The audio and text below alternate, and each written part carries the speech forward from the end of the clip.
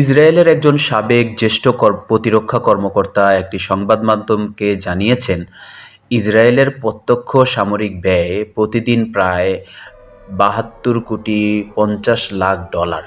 এর মধ্যে অর্ধেক আক্রমণাত্মক অভিযান এবং বাকি অর্ধেক প্রতিরক্ষা ব্যবস্থার পেছনে খরচ হয়। ২০২৪ সালে এপ্রিলে ক্ষেপণাস্ত্র প্রতিহত করতে তাদের ব্যয় হয়েছিল ১.৮ থেকে ১.৩৫ বিলিয়ন ডলার।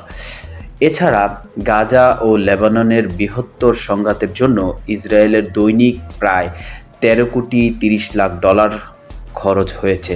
এতে অনুমান করা যায়, তীব্র উত্তেজনাপূর্ণ পরিস্থিতিতে ইরানের আক্রমণ প্রতিহত করতে ইসরায়েলের কত খরচ হতে পারে। ইরানের যুদ্ধব্যয়। ইরানের দৈনিক সামরিক ব্যয়ের অনুমান ইসরায়েলের তুলনায় ততটা সুনির্দিষ্ট নয়, তবে সক্রিয় সংঘর্ষের সময় তা প্রতিদিন ৪৬ কোটি থেকে ৬৫ কোটি ডলার পর্যন্ত হতে পারে। এই পরিসংখ্যান সম্ভবত ক্ষেপণাস্ত্র উৎক্ষেপণ এবং অন্যান্য সামরিক ব্যয় অন্তর্ভুক্ত, যেমন ১১০টি ব্যালিস্টিক ক্ষেপণাস্ত্রের জন্য ৩ কোটি থেকে ৫ কোটি ডলার খরচ হয়ে থাকে। ইরানের ব্যয় সাধারণত ইসরায়েলের তুলনায় কম হয়, কারণ তাদের অস্ত্রশস্ত্র তুলনামূলক সস্তা। ইসরায়েলের একটি অ্যারো ক্ষেপণাস্ত্রের দাম ৩৫ লাখ ডলার, এটি সরবরাহ করে যুক্তরাষ্ট্র। সে তুলনায় একটি ব্যালিস্টিক ক্ষেপণাস্ত্রের দাম প্রায় ১ লাখ ডলার।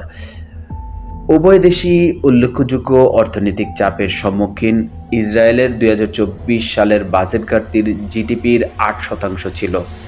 গাজা ও লেবানন সংঘাতের কারণে এই ঘাটতি আরও বেড়েছে। ২০২৫ সালের জন্য অর্থনৈতিক প্রবৃদ্ধির পূর্বাভাস ৩.৬%-এ নামিয়ে আনা হয়েছে। ইরানের অর্থনীতি ইতিমধ্যেই নিষেধাজ্ঞা, উচ্চ মূল্যস্ফীতি এবং ইরানি মুদ্রা রিয়েলের অবমূল্যায়নের কারণে দুর্বল, দীর্ঘস্থায়ী সংঘাতের ব্যয় বহন করতে হিমশিম খাচ্ছে। জ্বালানি তেলের রপ্তানি একটি গুরুত্বপূর্ণ কিন্তু দুর্বল আয়ের উৎস।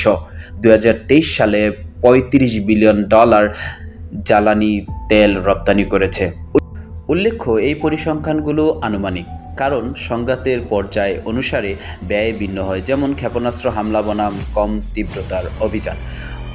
অর্থনৈতিক মন্দা, পর্যটন খাতের ক্ষতি বা অবকাঠামো ক্ষতির মতো পরোক্ষ ব্যয়গুলো প্রতিদিনের ভিত্তিতে পরিমাপ করা অত্যন্ত কঠিন। ইসরায়েলের জন্য ২০২৩ থেকে ২০২৫ সালের মোট যুদ্ধব্যয় ৬৭ বিলিয়ন ডলার অনুমান করা হয়। এর বিপরীতে ইরানের বৃহত্তর অর্থনৈতিক সীমাবদ্ধতা দীর্ঘস্থায়ী উচ্চ ব্যয়ের যুদ্ধে টিকে থাকার সক্ষমতাকে সীমিত করে।